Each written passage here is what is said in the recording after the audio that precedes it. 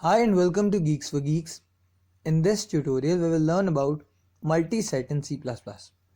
Multiset are type of associative containers similar to set with an exception that multiple elements can have some same values in multiset. All the values in multiset remain sorted.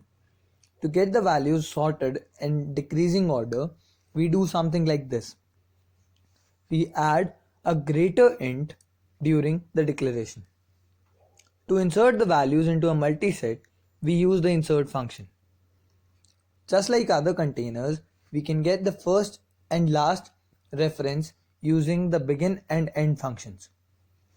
Like here, I am printing the entire set by traversing from first to the last element.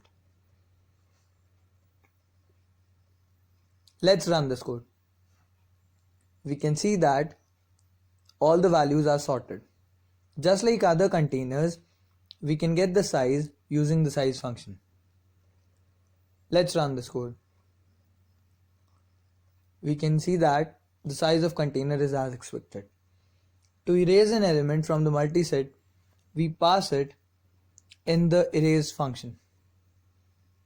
To erase elements in a range, we pass its reference as arguments to the erase function.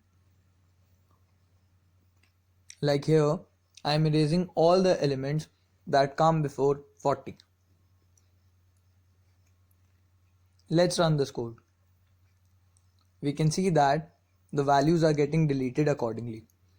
To count the number of values in a container, we use the count function and pass the value to be counted in the count function. Let's run this code. We can see that 40 occurs in the multiset 3 times. Functions like empty, max size, clear work in the similar way like they do in other containers. Let's run this code.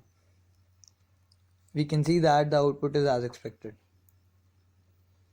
So this brings us to the end of this video tutorial. We will continue learning more about C++ and STL in the coming tutorials. Thank you for watching. Please leave us your likes and comments in the comments section.